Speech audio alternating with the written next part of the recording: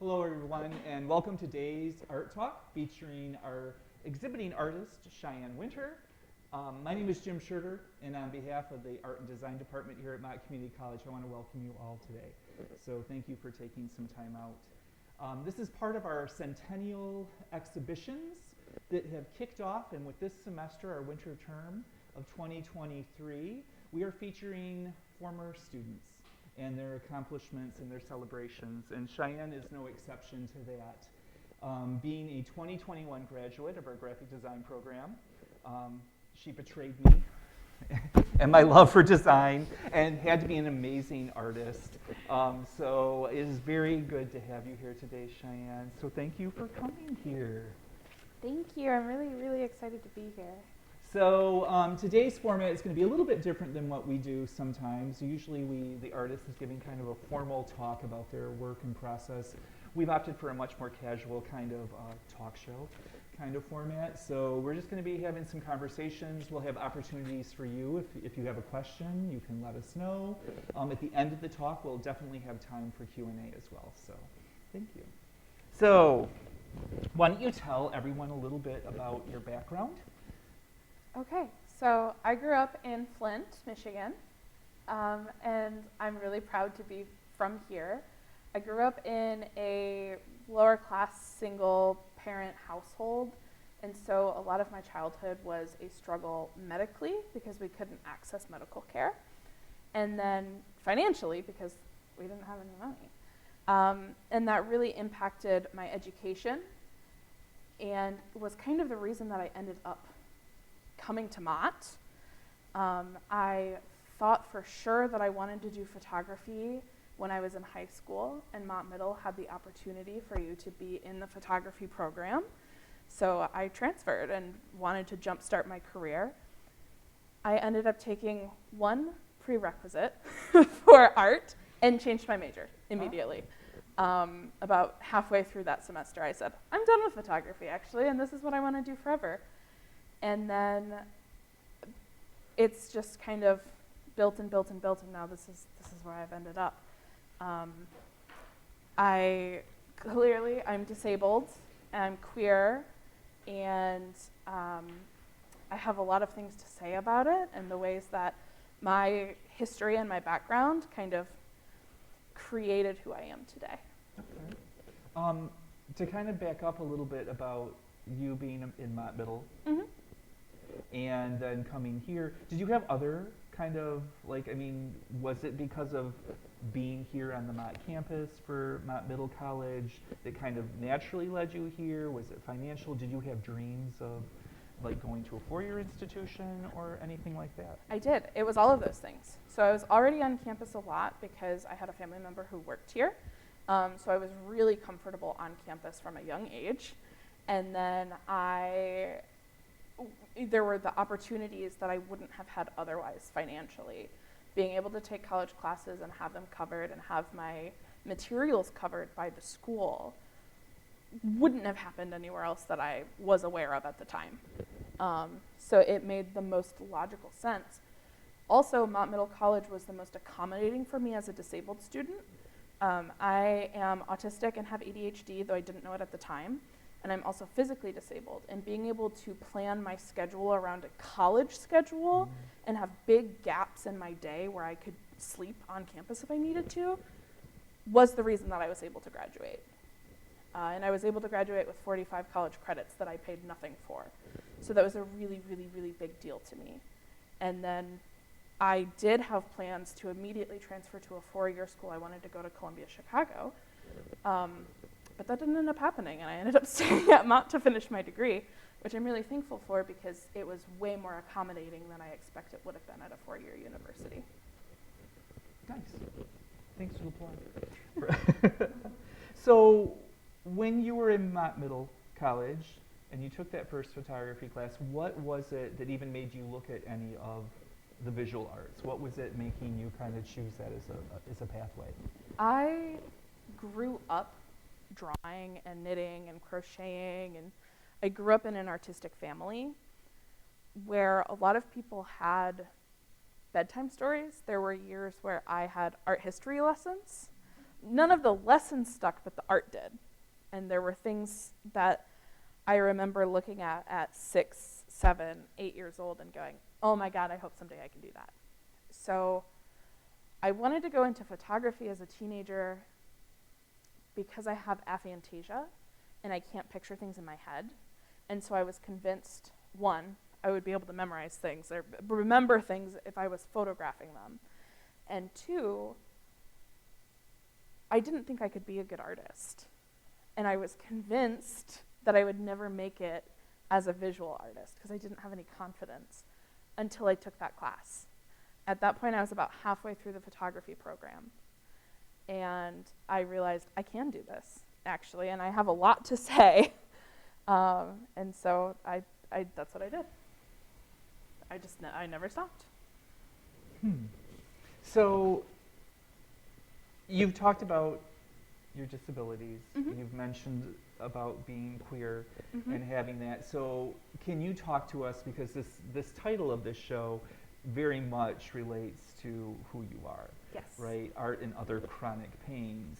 So why did you choose that as your title?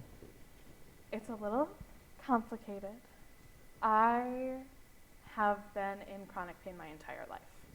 I was born medically complicated and I became a disabled adult. I remember the really severe chronic pain started when I started getting dislocations in middle school. So I had my first major dislocation in 6th grade in 2006.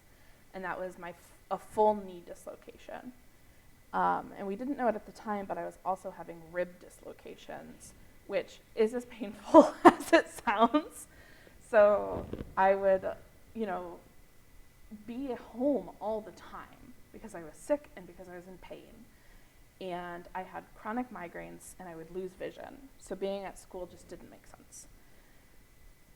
But there's not a lot of choice when you're a kid. You're told you just have to figure it out. You have to figure out how to be like everyone else, or you're never going to get anywhere. And the only way that I could sit in class with the physical stuff as well as the learning disability stuff and not feel like my brain was eating itself was to be making art. And so for a very long time, art was my relief from pain or my distraction from pain. And I had a lot of really big feelings about current events as a queer person, as a poor person. I was really, really aware from a really young age. And there wasn't any way to express that people would listen to besides making art. And so that meant a lot to me to be heard in that way. And then as I got older, art started causing pain. So my hands are hypermobile. I have Ehlers-Danlos syndrome, which that's causing the dislocations, but also hypermobility. And that causes arthritis as well as tendon issues. And I've torn ligaments in my shoulders. So sitting at an easel is excruciating sometimes, but it's my relief. And it's also my identity. And so they're so intertwined that it's a complicated way to live. But making art has never been a choice for me. It's always been something that I needed to do. And I've never had the option of not being in pain. So it's just life, it's survival. When you were dealing with this in your youth, just like with the ADHD and that, were the other issues with the dislocations and that, was that like, how long did it take to actually get a diagnosis so you knew what was happening? So I was diagnosed with ADHD and autism last year at the age of 27. It wasn't until a partner started saying, I really think you're autistic, for 3 years before I finally said, let me look into that. I think you might be right. And I wasn't diagnosed with EDS or the comorbidities, mast cell activation syndrome and POTS until I was 23 years old. On average, it takes women and femme-presenting people about 10 years to get a diagnosis for EDS. It is considered a rare disorder. It is actually rarely diagnosed. And that's the rarity, Yes. right? Yes. Because we know other people. We know other people. Have Once some of you these are things. diagnosed with it, they just come out of the woodworks. Everyone that you know is hypermobile and trying to get a diagnosis, actually. Yeah. So, because you have a lot to say, and I think maybe with this exhibition, can you maybe give us some insights on, are you obviously have narratives, and I know that from just talking to you when we were bringing the work in, but narratives or specific themes that you specifically want to explore in your work? Yeah. So this collection of work specifically is focused on disability, identity, isolation, and on the flip side, community. Because some of this you did during COVID. Because a lot of it I did during COVID. And so it kind of started with the painting that I did that's in the back of the staircase. Like I said, I grew up basically on Mott campus, and I was in the photography program. And for those of you who don't know, the Mott Middle program is in the Mott Memorial Building, and those are on opposite sides of campus. And they're separated by that staircase, which half of the year, if not more, you cannot actually go up. So you have to walk around a road to get to the RTC building. And when you have a camera and your art stuff and a big backpack and your knees want to dislocate and your blood isn't getting to your brain, that's really hard. And while I was painting that, I was thinking of my fond memories and also my difficult memories of not being able to make it to class some days. You know, being isolated from my peers, not feeling like I was keeping up with everybody as a result of that staircase. And then when I worked on Get These Birds' Nests Out of Me, that's when things kind of, settled in my brain on, this is a collection of work that I want to make. This piece was about me shaving my head, which ties into identity. I'm non-binary and queer and, you know, but also disability. Having hair is so overstimulating and it can be painful and you're just, ah.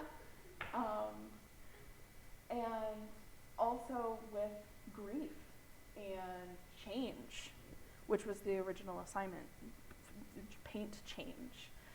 This was the start of the pandemic. This was, I think, one of the first pieces that I painted from home. And it was about losing so many things and the changes that we have to make to be able to survive. And then some of the other pieces have been documenting the relief that comes with disability pride, the pain that comes when you don't have it or when you don't have support, or this change in holding each other up. You held me down, the community that you can have and the ways that they can harm you when they do things like decide the COVID pandemic is over and you're stuck back in isolation in a way you never were before because now you've lost all of your friends. And as a disabled person and a queer person, that really hit hard because that's our history. For years, disabled people weren't even allowed in public because of ugly laws until the mid-70s. From like the late 1800s to the late 1900s, disabled people weren't allowed to be in community. It was legally not allowed. The isolation was extreme and people hid their disabled family members. And so for much of the COVID pandemic, I thought of the generations before me. And then I thought of all of the queer people who lived before me who had to live in secret and had to have a big part of their life separated and live in that deep isolation. And the many of us who went to jail either for being queer or being disabled and are now living in solitary confinement. So it's kind of convoluted and it's kind of all layered. But there was so much thinking happening in those 3 years post-COVID. I felt really connected to previous generations. Well, and how are you doing now? You've talked about still feeling isolated now that we're coming out of it, right? So how are you dealing with that? And how is that kind of tying into some of what you're doing now, maybe? It feels, that's what this piece is about a lot. It feels like being held down and being gaslit by an entire nation, an entire world, because if your ribs dislocate, if you have a cough, and there's this problem going around that causes severe coughs that already puts the average person in the hospital on a ventilator, that's not a risk that I'm willing to take. And even just getting people to mask around me feels impossible. So there's 3 or 4 people that I see on a regular basis, and they're also disabled. So we take care of each other. Without disabled community, I would have no community that I could stand for. Do you think in a way that maybe during the pandemic it strengthened some of those bonds for you with some of Yes. other disabled people? Absolutely. I think a lot about the ways that relationships were affected by COVID. I'm non-monogamous, so I date multiple people, and my friendships are as important to me as my romantic relationships, and I try to keep them fairly equal in the attention that I give them. And I see the ways that other people who felt that way previously have moved to like strict monogamy to keep their lives, to keep safe, and the ways that we've had to shrink our lives so much smaller, and as a result, the few connections that we do have feel so much stronger because we have to rely on each other and can't rely on the people that we normally would, and so you just get closer and more codependent. Do you think that was a good thing or a bad thing? I think for me, it has been a very sad and scary thing. But it's also been really beautiful. You know, there are people in my life who I talk to every day who I've rarely been in public with. They've never been to my favorite restaurant. We've never been to a concert together. There are things that we might never do together because of our risk levels. And that's really hard. And there are people who needed more support from more people to have their needs met, and they cannot have them met. I'm thinking of people like my friend recently recovered from surgery, and they're disabled and I'm disabled, but I was there for 11 days being their primary caretaker when I need a caretaker some days, because that was the safest option. We had people who did come in and help here and there, but they had to test, they had to wear masks, and they couldn't have that level of intimacy that they would have had with a friend without that layer of risk involved. Can you talk, we'll switch back a little bit to specifically the art, but you were talking about how it can be painful to sit at the easel for long periods of time, but can you talk about your process? Yeah. Give us some insight about what it is to create, because you have a range of how you approach things. Yes. And I think that's one of my favorite things about this exhibition is that it shows your diversity. And my favorite thing this whole time for 3 weeks is I love to walk in here and flip through the pages of your sketchbook. I feel like it was a special treat to just get to see your creative genius at work. So that was one of my favorite things about this. But I see the photorealistic graphite work. I see the paint. You just tell us about the process. I'm not going to talk anymore. So, thank you, first of all. For many years, when I was working in this sketchbook, I worked in this sketchbook for about 2.5 years, on and off. And for a long time, I felt shame because I wasn't working on finished pieces. So it feels, it's very valuable to me to get that feedback. Much of my process happens in my sketchbook. I study constantly the world around me, and it goes into my sketchbook.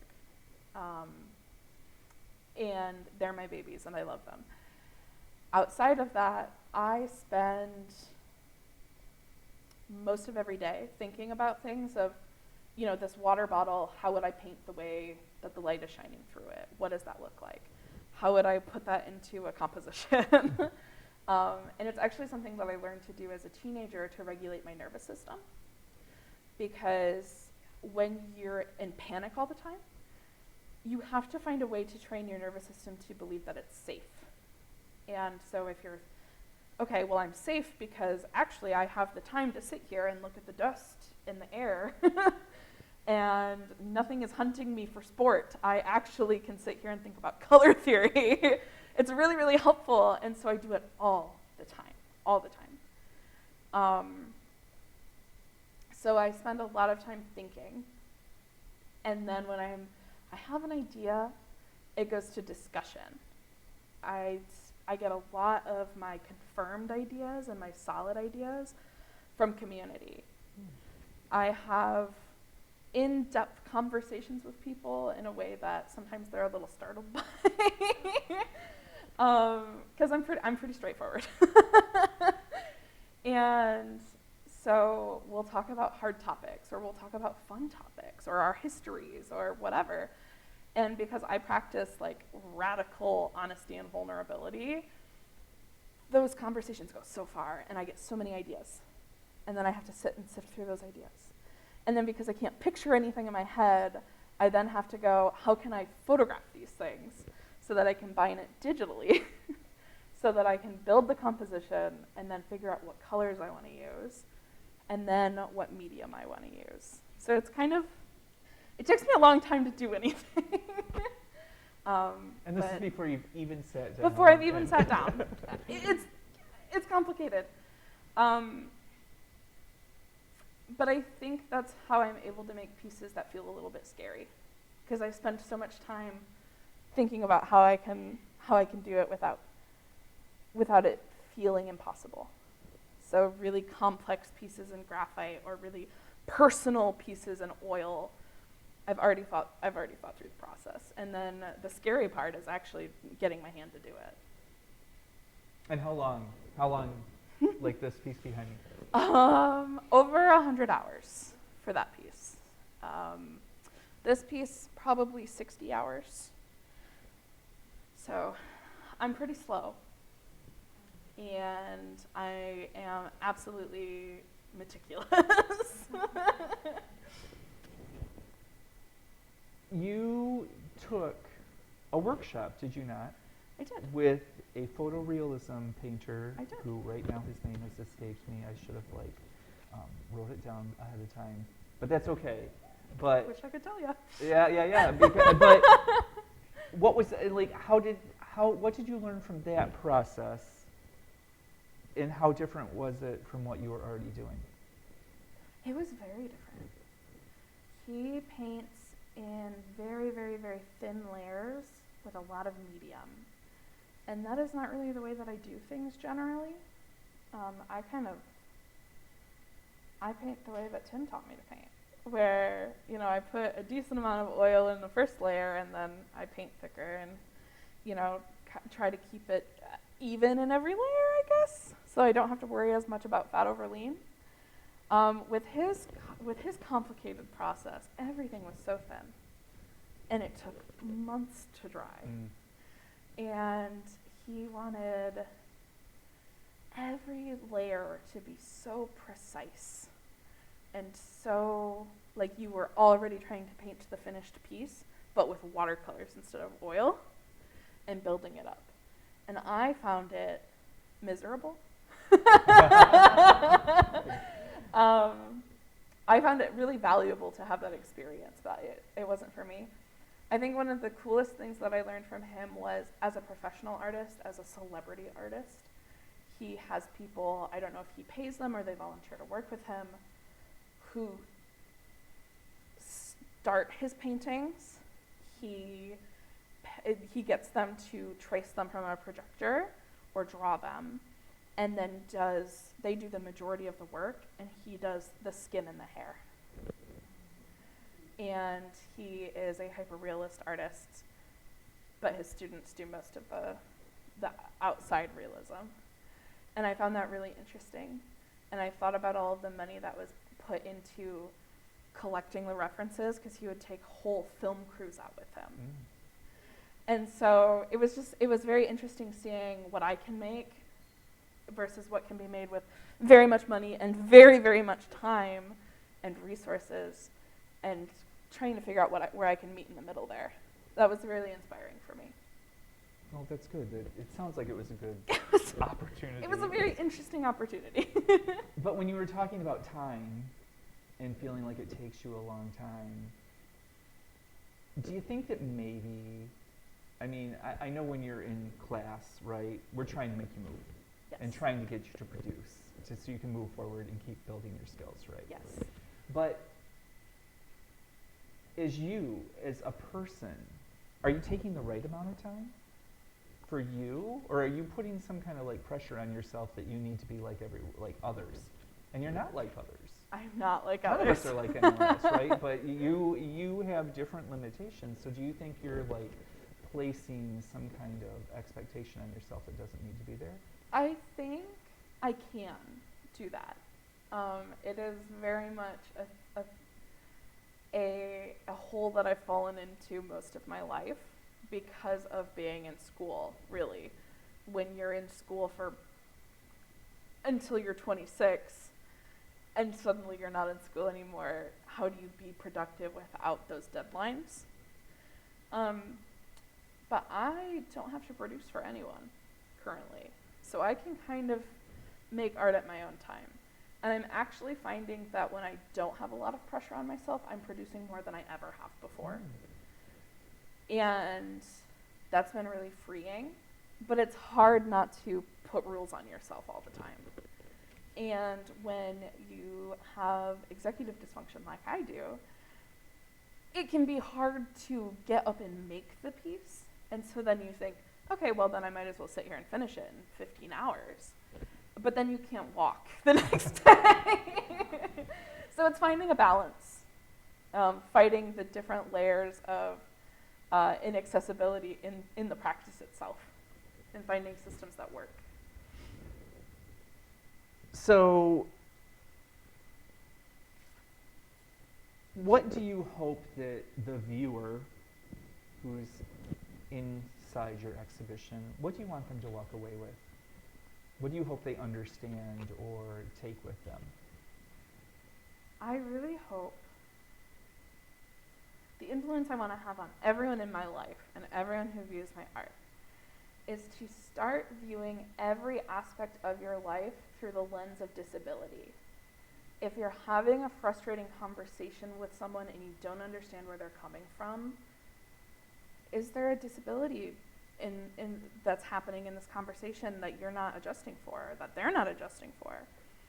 If you are doing something in your day-to-day life that is causing you pain and you're feeling frustrated with yourself and like you need to push through, or you think you're stupid and you're talking to yourself and with ableist language, you're lazy, you took a lazy day because you didn't do grueling yard work for 15 hours, why? You know, how can you start looking at the world with a little bit of wonder about disability? There are disability communities that talk openly about disability pride and disability advocacy. And I would love for the average person to start engaging with those people, people like me who talk openly about our experiences, so that you have more understanding about us and the people in your communities who stories we don't get to tell very often. We don't get a platform like this on a regular basis unless we're, you know, a double amputee who just ran a triathlon. Why is it only the tremendously capable disabled people whose stories are worthy of hearing? I want people to start having compassion for themselves so that they don't become more disabled if they already are disabled, or so that they can accommodate the disabilities they haven't been willing to admit that they have so far. I want them to start figuring out who in their neighborhood has access needs that are not being met. Does your elderly neighbor need help mowing their lawn, getting their groceries, getting their medication? What does that look like? What stories do they have to tell that you can learn from? And I want people to start planning for disability, because you either die young or you become disabled. And you can become disabled at any moment. You could walk out of this room and break your hip today, and your life would be changed forever. Is your house accessible? Is your car accessible? Do you have friends who are ableist that you haven't called out, who if you got COVID right now, and then you got POTS, and you couldn't walk for an extended period of time without passing out, would they show up for you? What does that look like? And I'm really excited that more people are starting to engage with disability, but I want more people to get there.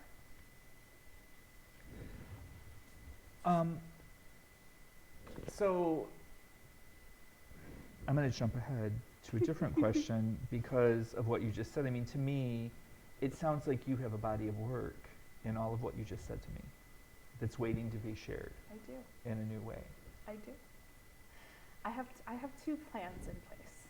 I want to create more stories about disability from others' perspective. This is largely from my perspective.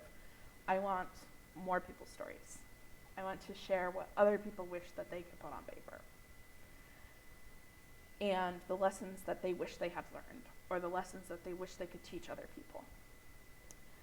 And I want to, because of the conversations I have with people that are so deep and intense all the time, because I don't really understand social barriers very well as an autistic person, I know people's secrets, and they have secrets that they wish that they could tell anonymously. And so I would love to work with people and have them tell me the things that they wish that they could put on paper and put out into the world without it ever being connected back to them. And I want to make a body of work around that. I like that. I'm really excited about it. Yeah. Let's make that happen. I'm going to call you Perfect. repeatedly to make Yes. sure that it does. So, as an artist, I know you've had some recent exhibitions I have. prior to ours. So how are you finding these opportunities to share your work with others? Realistically, all of the professional opportunities that I have found have been through Mott faculty. You, Jenna, and Tim look out for me, and you see things that make you go, Cheyenne. And you send them to me, and I go, okay, sure. And I sign up for them, or I, submit work, and it makes it through. I got into a national, online exhibition as a result of Jenna finding me an opportunity. Networking at Mott has set me up for a career, if that's what I want. And that's really cool. Outside of that, I'm practicing remembering that art may be an everyday thing for me. My art is just what I do. It's like you cook dinner, right? I paint, you design. Those are just things that we do. It doesn't feel like something that needs to be shared a lot of the time. So I'm practicing small, microdosing vulnerability with posting my work outside of my private Facebook posts, posting on TikTok and Instagram and YouTube, and just starting to build platforms for myself so I can find opportunities on my own. That wasn't the answer I was really fishing for. I was not. I No. didn't think you were going to talk about No, I'm it. just so But, thankful. I mean, I think that we try to do this for all of our students. We're always looking for opportunities to Yeah. help lift you all up, to share things with that, and you being willing to meet that challenge, because I know sometimes it is a challenge, It is a to do challenge. that. So kudos to you. What trends are you currently following right now in the art world? And trends I'm are not. It's such a tricky thing to say. I don't follow trends in the art world Good. because of my severe demand avoidance. If there is a trend and I think I need to follow it, I will not make art for 6 months because I Good. don't know how to follow the trend and I don't understand the rules. So I don't. Well, good.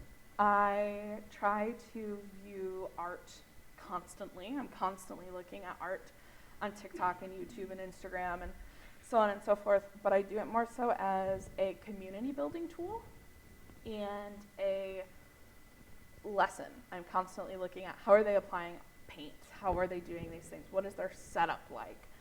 What things have they made, streamlined that maybe I can suck up some of that knowledge? But I try not to look at the work that other people are making and go, how could I make that? I can't. I won't. And that's okay. Good. I like that. I can live with that. Well, then, I guess this question, we'll see how this goes. Are there specific artists, though, that have been an influence to you or that influence your approach or even the things that interest you that you do today? Yes. I tend to really love artists who have a more simple art style because it's so the opposite of what I have. One of the artists who I've been following since I was like 12 or 13 is Loish. I think her full name is Lois Van Barl, I think is how it's pronounced. And she does a lot of digital work. She's a digital artist, and it's very flowy with cute little features. And I love her digital work. I love her brush work where she does like brush pen and colored pencil. There's an artist on YouTube who reminds me so much of myself that seeing her work inspires me every single time because I'm like, I can make that and I'm excited to do it. That's like, I can make that, but how do I make, like, that is the coolest thing I've ever seen and I feel so invigorated. And that is, her name is Al, and I'm blanking on her YouTube handle, but she's incredible.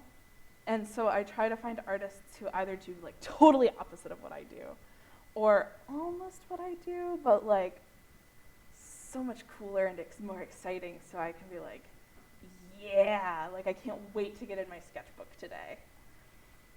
There's also an artist that I follow who is more of a math person and like a social media person on the internet than posting her art, and that's Kelsey Rodriguez. And I've learned so much from her on the business aspect, the business side of things, how to make YouTube, how to do these things. So I'm making little plans in my head, and I watch every video that she puts out. What is next for you? Are you working on anything new right now? I am. Can you tell? Or is it too soon? Are you still thinking a lot about it? I'm still kind of thinking about it. I want to do some more self-portrait work. There are some pieces that I have in my mind around, it's still a little tied into disability, the internalized ableism aspect that I didn't touch on as much with these pieces. And I think that I would like to tie it into that larger collection of work with the things that we wish we could have learned earlier. Because even if you are proud of being disabled, there's still those days where you're like, oh my God, I wish I could just do this thing. It's so simple. I just need to wash this dish. You know, and every single person has one of those things that they struggle with and that they wish that they could talk about more without shame. And I would like to explore that in some work. And this upcoming year, I would really, really, really, really like to get into an artist residency. Have you applied to any? Have you looked at any? I've been looking. I haven't applied yet. They feel very intimidating, but I'm really excited to sit down and actually apply to a few. Well, I bet I know some references around here that you could use. Just saying. I would love that. If you could do anything, dream project, what would it be? I really struggled with this question. I've been thinking about it for the last week. And honestly, what I'm doing, just making work that I want to make and getting into galleries and having it be seen and having people engage with it I dreamed my whole life of getting my art into this gallery space. I was a small child walking through the Mott building wishing that I could get my work hung up in Mott. And so this has been amazing and touching, and I cried when you messaged me and asked me if I would like to do it. I cried for like 4 days. That's why you didn't reply. It is. I was really, really emotional. I messaged like 10 people to be like, oh my God. And separate from that, I want to do surface pattern design. I really want to make a collection of work for paper and fabric especially. I would love to do something like this by Maya Kern with designs that get put on apparel. See, I knew you would go back to design stuff. I knew it wasn't gone. You were too good. There's a reason I took design classes. So what would you say the best advice you've ever been given? I wrote this down, and I would love to find it because I want to get it right. So it's a quote. I wrote a whole quote down. And it's two different quotes that have kind of become one in my head. So the first is a little bit of a monologue that happens in the movie The Beautiful Losers. And it's a quote from Margaret Kilgallen that I heard for the first time, I think my sophomore year of high school, when my perfectionism was ruining my life and my relationship to art. Because when your whole identity is I'm an artist, when you make art that feels bad, it's easy to feel like you are a bad person. Especially when you're younger and you don't have as much world yet. You haven't engaged with the world on a broader scale yet. Your world is very small. So hearing this quote from an artist who did hand-painted signs, like large scale, really changed my life. I do everything by hand, even if I'm doing really big letters. And I spend a lot of time going over the line and trying to make it straight. I'll never be able to make it straight. From a distance, it might look straight, but when you get close up, you can always see the line waver. And I think that's where the beauty is. And that was the first time that I'd ever heard someone say anything other than photorealism was like cool. And it made me cry right then with my group of friends who were all edgy and like would never cry, you know? I was bawling. And then that kind of started the course correction that allowed me to become the artist that I am today. And then years later, when I was 24, I think, I heard a quote from Chris Evans, Captain America, in an interview, Becoming Chris Evans, where he talks about how when he was younger, he had very severe anxiety, and he still does. And he actually went to therapy to decide if he would even take the Captain America role, because he was putting so much pressure on himself. And they asked him, you know, Chris, if you could give a younger Chris Evans advice, what would you say? And his answer was just, shh. The noise that your brain is making, the anxiety that you have, it's just noise. It's just your brain entertaining itself. And as someone with ADHD, that really was like a punch in the gut. I had never heard someone say something that felt, I hadn't felt so seen before about this particular thing. Because if you don't know, people with ADHD, we tend to be severely understimulated if we aren't severely overstimulated. And it's really hard to find the right balance. And if you're not stimulating, like getting stimulation somewhere, your brain will make it. It will chew on itself and distress itself, thinking of the worst things it can think of to get a chemical reaction.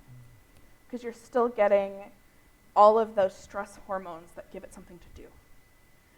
And so the combination of those two quotes of, you know, it doesn't have to be perfect. Your brain is just making so much noise about this. Maybe you should get up and walk away. Maybe you should walk further away from it and look at it from a distance, which Tim really, really, really pushed and was constantly like, get up and move away from the painting. That changed my life. It really allowed me to be less rigid and to hate my art less and therefore hate myself less. It worked. Those are both excellent. Thanks, Chris Evans. I know.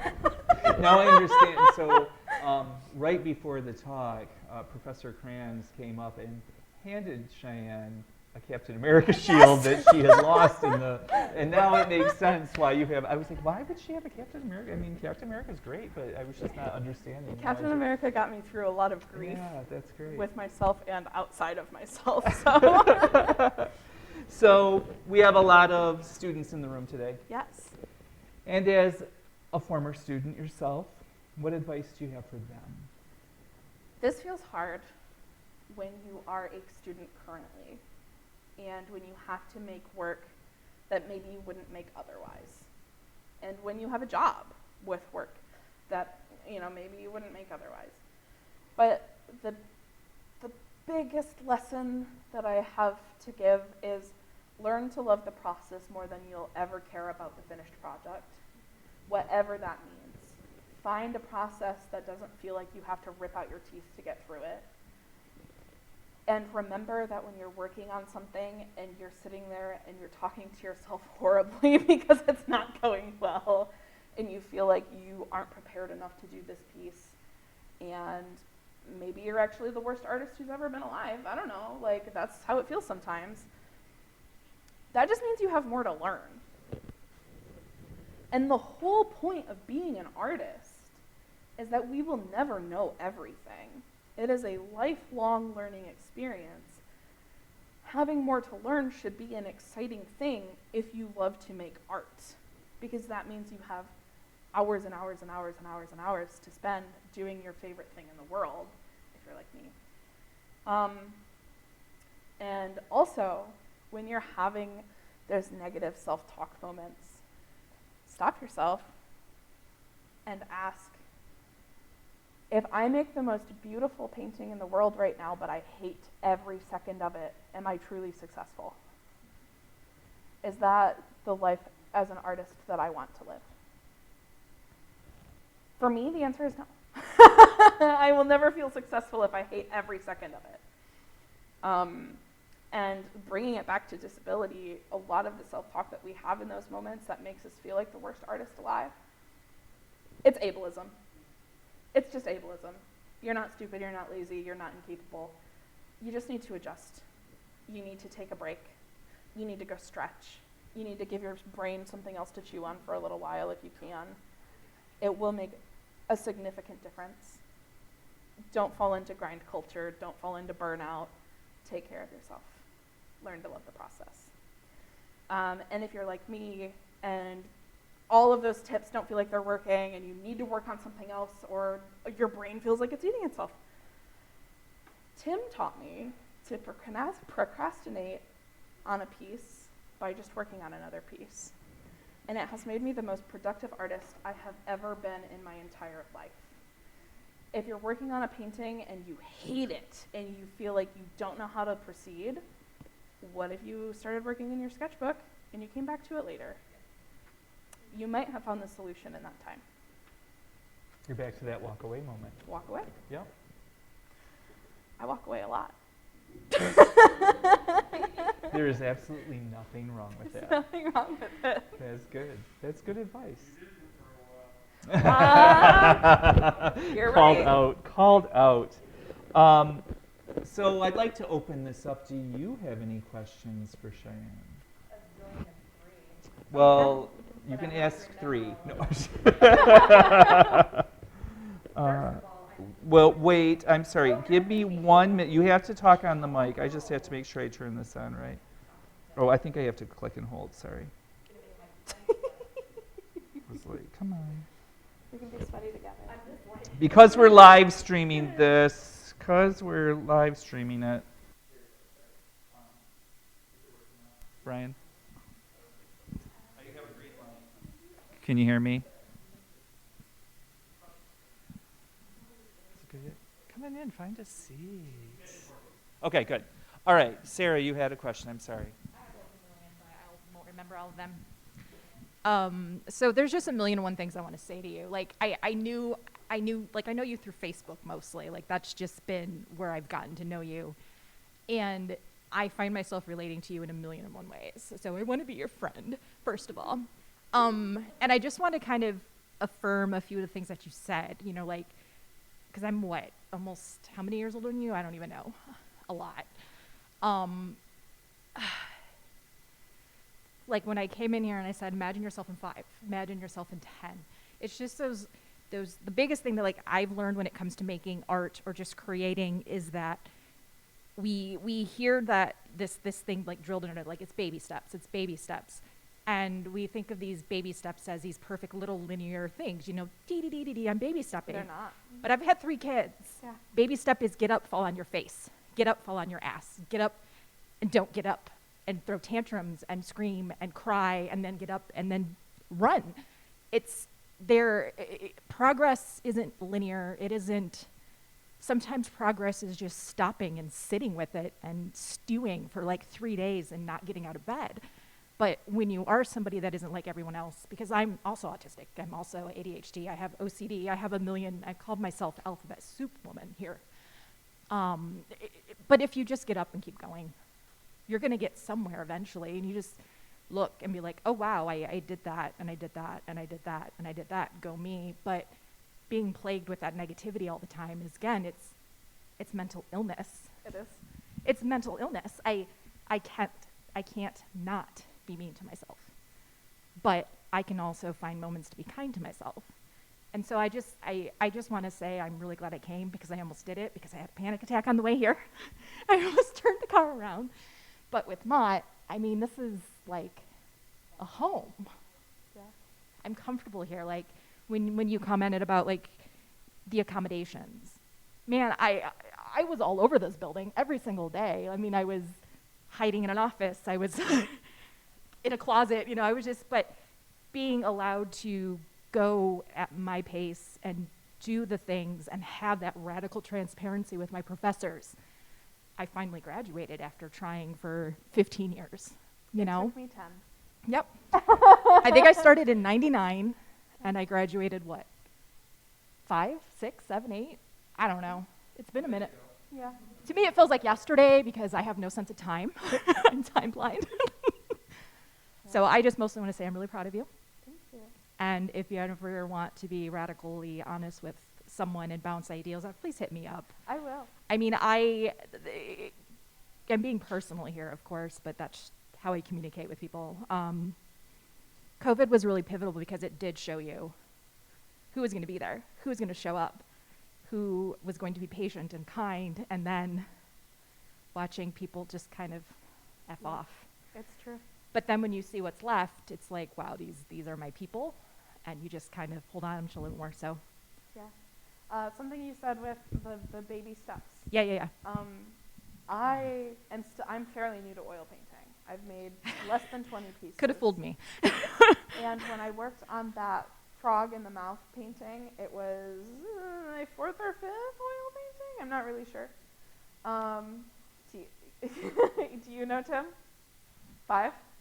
4th. It was my 4th.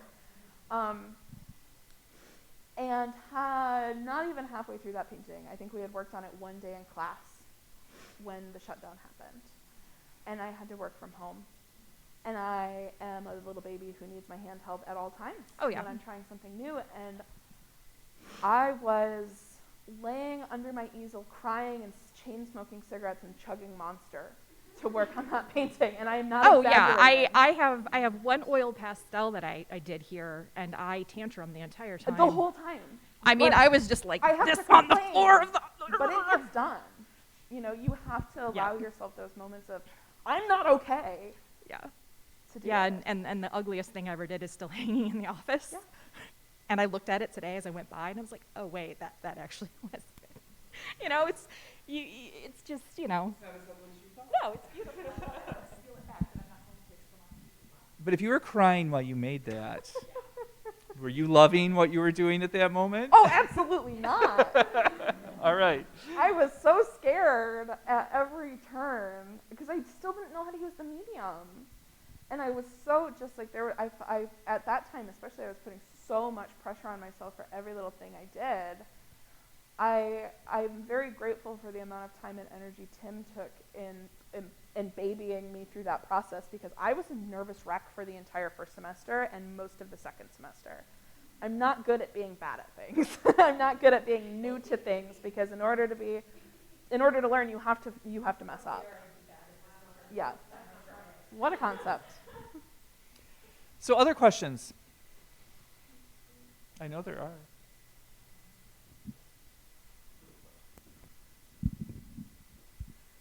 So first, I just want to say in general, as a person with physical disability, with ADHD, and as a queer person, it feels really amazing to see your work up and to see that people like us can get out there in the world and that we can be seen. And even in a modern day and age, it still feels hard. But what I really wanted to ask you was, do you believe that learning to champion these things of your identity or learning to be more proud in them has helped you with your art or helped you be more consistent with putting your art out there? Yes. Undeniably, yes. I'm kind of a person who I have to talk around an issue 100 times before I can really internalize it. And so in the process of getting my diagnoses, it took a couple of years of constant work, of working, of going to school, and in the process of all of that, finding a way to go out to Ann Arbor from Flint 3 times a week, 4 times a week. And I talked about it constantly. And because I was talking about it constantly, I was so aware of the ways I was being unkind to myself, because my friends would say, "What have you been doing all week? Why do you think that that isn't incredible? Like, you did so much." And that kindness that I was taught by my lovely friends and my family transitioned into the way that I talked about myself while I was making work. And when I'm not laying under an easel and crying and sobbing and chain smoking the whole time, I actually can get more done. Weirdly. It actually takes like a lot of energy to be that upset all of the time. And so yeah, it made a tremendous difference, not being so afraid and not being afraid to accommodate myself.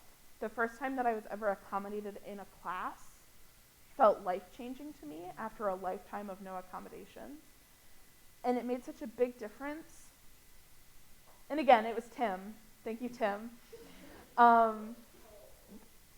It felt like, oh my God, I can do this. And if I can do that in this class today, what changes can I make in my life that can make my process easier so that I can get up and not feel like I have to pull teeth to get this done? And it helped. So now I set my painting setup up before I go to bed. So when I wake up in the morning, I don't have to worry about that. I can just sit down and paint. I got all of my reference done on a different day than I would start painting. You stop fighting yourself, and it works. What do I say? They just got a little Yeah. Yeah. It's fine. Nobody can hear you. Oh, nobody can hear me. Oh, what I said is like, what did I just say?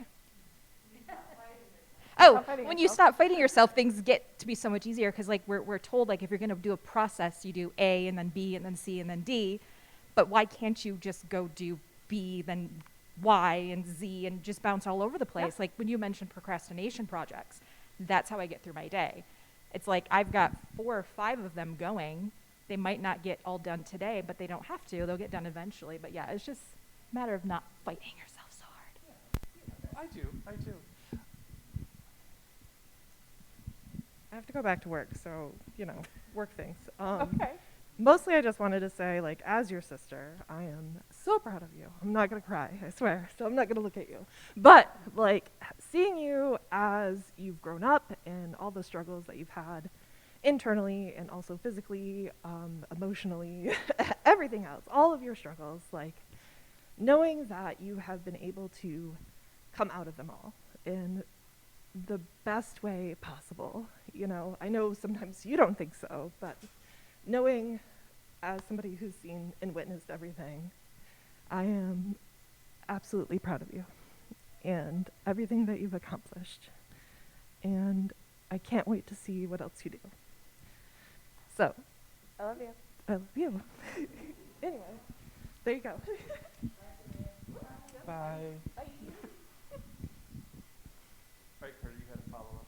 I just wanted to say one last thing. I just wanted to say thank you for showing us that artists like us can not only do this, but we can be better than good, that we can, our voices can be heard. You've really, as a person and as an artist, made me feel seen. So thank you. I'm so glad. Thank you. Anyone else have a question? Oh, I just want to go back to a little thing that you said where you're not good at being bad at things. And I think, I mean, it was, said with a laugh, but, you really mean it. But I think that's a issue that a lot of students deal with. Well, a lot of us artists deal with. I mean, I'm not including May in there, but like Tim and I talk about quite often, it's like getting students to make bad art, because that's how you learn, by making the bad art, make bad sketches, make bad thumbnails. And I think that was like a really powerful, small little thing that you threw in there. For the question, I had a question. You mentioned that you took one art class that changed your direction. What was the class? It was drawing one. It was Cool. a prerequisite Mm-hmm. for photography, and I, the whole time, wanted to cry. I think a lot of students feel that way in drawing one. And I told the professor almost every day, "You're ruining my life." And I could not have been less correct. And I was young, because I was in Mott Middle, so it was extra difficult for me because I think I was 16 or 17 at the time, and it was an older group of students, so they were mid to late 20s largely, and I just felt so out of my element, but I was so embraced in the classroom by the professor and by the students. I really excelled. And I couldn't stop thinking about it ever again, and I never went back. It's amazing too that we like to avoid discomfort, right? I mean, we don't want to be but by allowing us to be uncomfortable in that discomfort, it really pushes us further. Yeah. And in a lot of ways, whether physically or like being in a room where you don't feel like you fit, right? So. It makes a big difference. And I'm still learning how to be bad at things, but having the support from community has made it possible. Also a good therapist. I was given an assignment to intentionally make the worst piece of art that I could possibly make. What would that look like? And because you're fulfilling the assignment, it still feels like you're succeeding, even though you're making something that feels maybe like a waste of supplies sometimes. And it really helped. And I recommend anyone do it if you're like me, and the idea of messing up or making something ugly makes you want to freak out and cry. Do it on purpose. Make the ugliest thing you can make. I have time for one more question. When the gallery first opened and your work was in here, the first thing that I went to were your sketchbooks. I just love the way that you just like let it all out in them. And when I was flipping through, like I'd see pages that were literally just like notes about what you were gonna do for the day, and like sometimes it'd be more about like a piece or something like that. I was just wondering, like, do you do that like on a daily basis? Or are you just like always in your sketchbook? I go through phases with my sketchbook. I might not touch my sketchbook for 6 months, and then I might be in my sketchbook every moment of a day for a week. When I'm more intentional about using it more like a journal, I'm in it constantly, because I want to jot things down, and then I have to revisit the things that I jot down, and so then while I'm there, I might as well draw something. That was a habit that I fell into when I started painting with Tim's class. Was he had assigned an assignment, the guidelines were very vague, and so I'd start journaling and then also thumbnailing and stuff like that too, and it was like a really nice process. It's really cool to see like I'm not the only one that does it. Absolutely not. And I just love looking at your sketchbooks. They're just phenomenal. Thank Just you. everything about them. I just love sketchbooks. Thank you. So any final thoughts that you want to share with everyone? I want to reiterate how thankful I am to you for extending this offer to me. I cried for days. I'm not joking. I'm seriously so thankful. And to the rest of Mott faculty for making this such a safe place for me as a disabled person, as a queer person, as all of the things that I've talked about today. I don't think I could have graduated without the accommodations that you all gave me, and that you didn't make me fight for. In a lot of programs, I would have been fighting tooth and nail, and my accommodations still might not have been met. And I had to fight so hard just to do the work, and you saw that. And you all accommodated me and made it possible. And I'm just so thankful that you're looking out for students like me. And it truly means the world to me that I've had so many opportunities because you see me, because you look out for your students, you see opportunities and you think of us. So thank you. Well, you're very kind. It's what we're here to do. We want our students to succeed. We want you to succeed. And I just want to thank you for your time today. I know this was not the easiest of things for you to do, but you did it. And you were everything and more that I hoped you would be today. So thank you. Thank all of you for joining us today for this art talk. I hope you will come back and visit our gallery. Tomorrow is the last day of Cheyenne's exhibition. Next week we'll be setting up for our next artist, which is Carla Harden, who is also one of our graduates of the program, and she'll be doing her exhibition called Headspace, which is a series of portraits that she has worked on. And that will open on April 3rd and run through April 21st, which is the same day she'll do her art talk. So we hope to see you back here, and thank you again. You're amazing.